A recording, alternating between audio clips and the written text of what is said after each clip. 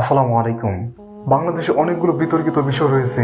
বাংলাদেশে যতগুলো বিতর্কিত বিষয় রয়েছে তার মধ্যে অন্যতম বাংলাদেশের জাতীয় সঙ্গীত। এই জাতীয় সঙ্গীত বাংলাদেশে বেশ কয়েকবার কিন্তু পরিবর্তন করতে চেয়েছিল বিভিন্ন সরকার, বিশেষ করে বিএনপি সরকার এই জাতীয় সঙ্গীত 3 থেকে 4 বার কিন্তু পরিবর্তন করতে চেয়েছিল, কিন্তু সেটি হয়নি বিভিন্ন কারণে। অনেকে এমনটা বলে থাকে যে রবীন্দ্রনাথ ঠাকুর যেহেতু হিন্দু ছিল তাই তার জাতীয় সঙ্গীত মানি না, কিন্তু আমি এই কথার পক্ষে না। আমি যদিও বাংলাদেশের জাতীয় সঙ্গীত পরিবর্তনের পক্ষে, কিন্তু আমি এ কথার পক্ষে নই রবীন্দ্রনাথ ঠাকুর হিন্দু ছিল বলে বাংলাদেশের জাতীয় সঙ্গীত পরিবর্তন করার দরকার, আমি কিন্তু এটার পক্ষে নই। বাংলাদেশের জাতীয় সঙ্গীত কেন পরিবর্তন করা দরকার তার বেশ কিছু কারণ তুলে ধরছি। প্রথমত, রবীন্দ্রনাথ ঠাকুর আমাদের বাংলাদেশের কেউ না। এ কথা বললে অনেকে বলে থাকে সে যেহেতু আমাদের দেশের কেউ না তাহলে আপনারা কেন তার কবিতা কিংবা উপন্যাস পড়েন? এর উত্তর হচ্ছে, কবিতা পড়া আর দেশের জাতীয় সঙ্গীত থাকা এক কথা নয়। পৃথিবীর প্রায় প্রত্যেকটা দেশের জাতীয় সঙ্গীত ওই দেশের লেখকরাই লিখে থাকে। আবার এ কথা বললে অনেকে বলে থাকে কাজী নজরুল ইসলাম তাহলে আমাদের বাংলাদেশের জাতীয় কবি কিভাবে হয়? কারণ তার জন্ম তো ভারতের পশ্চিমবঙ্গে। দেখুন, শুধুমাত্র জন্ম দিয়ে কিন্তু সেই দেশের নাগরিক হওয়া যায় না।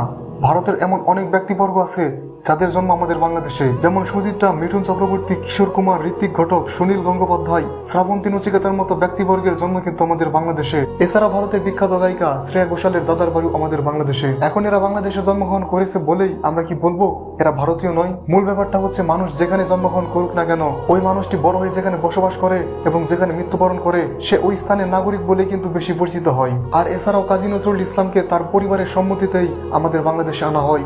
এছাড়াও তিনি বেঁচে থাকা অবস্থায় তাকে বাংলাদেশের জাতীয় কবি হিসেবে ঘোষণা করা হয়। এরপর যদি আরো একটি কারণ বলি, সেটি হচ্ছে এই সঙ্গীতটি আমাদের বাংলাদেশের বিপক্ষে অর্থাৎ বিরুদ্ধে লেখা হয়েছিল। পৃথিবীর ইতিহাসে হয়তোবা এমন কোনো দেশ খুঁজে পাওয়া যাবে না যেই দেশের জাতীয় সঙ্গীত কিনা ওই দেশেরই বিরুদ্ধে লেখা হয়েছে। আপনারা হয়তোবা জানেন 1905 সালের বঙ্গভঙ্গের কথা।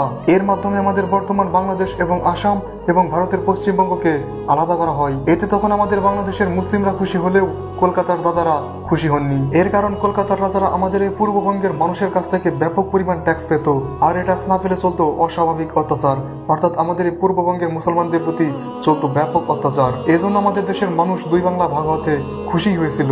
এ সময় কলকাতার যারা আমাদের বিরোধিতা করেছিল তার মধ্যে অন্যতম ছিলেন রবীন্দ্রনাথ। আর তিনি 1905 সালের সেই বঙ্গভঙ্গকে কেন্দ্র করেই এই জাতীয় সঙ্গীতটি লেখেন। 1905 সালে তিনি আমাদের এই পূর্ববঙ্গকে বিরোধিতা করে এই সঙ্গীতটি লিখেছিলেন, আর এই সঙ্গীতটি আজ আমাদের জাতীয় সঙ্গীত। এছাড়াও এই সঙ্গীতটির সুর রবীন্দ্রনাথ ঠাকুরের নিজের না, এই গানটির সুর নেওয়া হয়েছে গগন হরকরার একটি গান থেকে। এরপর যদি আমরা এই সঙ্গীতটির ভেতর ঢুকি তাহলে আমরা দেখব এই সঙ্গীতটিতে বেশ কয়েকটি লাইন আছে যেগুলো ইসলামের সাথে সরাসরি সাংঘর্ষিক। আমরা বর্তমানে যে জাতীয় সঙ্গীতটি গাই এটি কিন্তু সম্পূর্ণ জাতীয় সঙ্গীত না, এই সঙ্গীতটি আরো অনেক বড়। এই সঙ্গীতটি কাটছাট করে আমাদের জাতীয় সঙ্গীত করা হয়েছে। যেমন এই গানটির সম্পূর্ণ গানে একটা অংশে বলা হয়েছে, ও মা তোর চরণে দিলাম এ মাথা পেতে। অথচ আমরা মুসলমানরা জানি আল্লাহ ছাড়া আর কাউকে সেজদা করা যাবে না, আর সেজদা করলে তার কিন্তু ইমানই থাকবে না।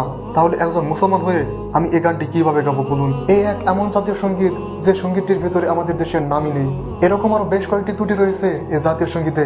সরকার চাইলে এই জাতীয় সঙ্গীতটি পরিবর্তন করতে পারে, কিন্তু তারা করতেছে না। এই সঙ্গীতটি শুরু থেকে বিতর্কিত। এটি এমন কোনো বিষয় না যেটি কিনা পরিবর্তন করা যাবে না, সরকার চাইলে এটি পরিবর্তন করতে পারে। যাদের মনে হয় যে রবীন্দ্রনাথ ঠাকুর শুধুমাত্র হিন্দু বলে আমরা এটির পরিবর্তন চাইছি, তাদের উদ্দেশ্যে বলতে চাই, দরকার পড়লে বাংলাদেশের কোনো হিন্দু কবিকে দিয়ে আমাদের বাংলাদেশের নতুন জাতীয় সঙ্গীত লেখা হোক, তাও এটি পরিবর্তন করা হোক।